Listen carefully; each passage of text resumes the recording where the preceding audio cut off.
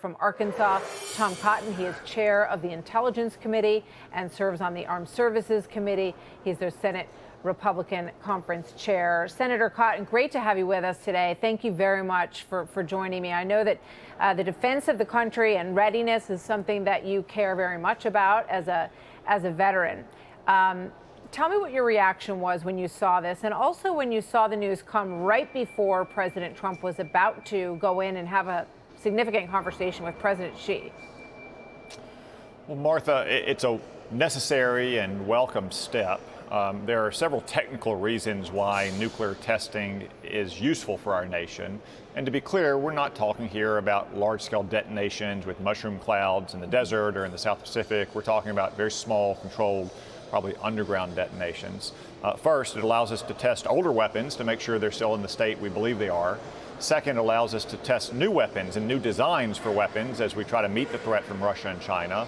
Three, it helps our nuclear scientists and everyone involved in the nuclear enterprise maintain skills that in some cases they've never developed before.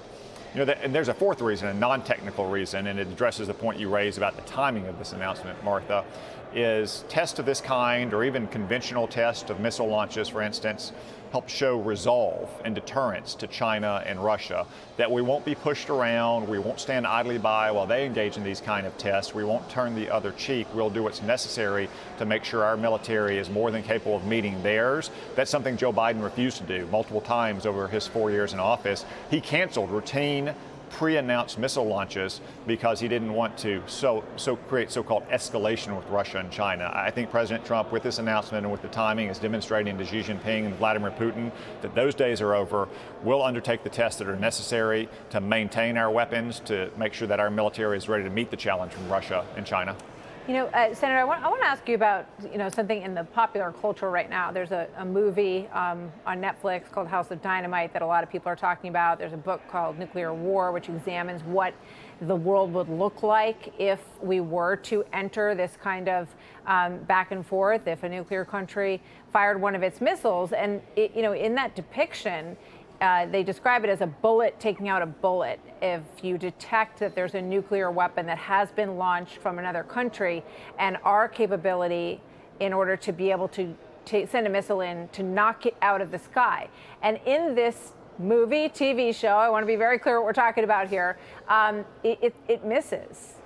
Our ability to take it out of the sky fails. And, I think because a lot of people have talked about this lately, and it's a topic of conversation, people do want to know, how good are we? Would that ever happen in reality?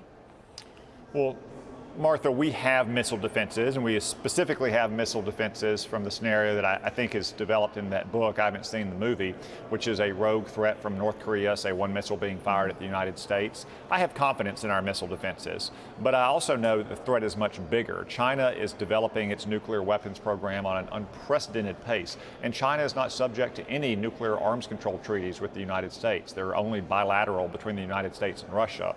That's why the president has rightly pushed forward with what he's called the Golden Dome, which is an effort to protect all of the United States and all of our territories, not just from, say, a lone rogue missile from North Korea, but to deter China or Russia from ever thinking they could use their nuclear arsenals to threaten us. I mean, a lot of us grew up in an age of discussion about the potential for nuclear war, and it's been a very long time since this has been something that's very much on people's minds. But the back and forth with Vladimir Putin and this discussion about testing has certainly revived people's concerns about it, I think, out in the country. So, Senator, I want to thank you very much for joining us today. It's always good to have you with us. Thank you. Hey, Sean Hannity here. Hey, click here to subscribe to Fox News YouTube page and catch our hottest interviews and most compelling analysis. You will not get it anywhere else.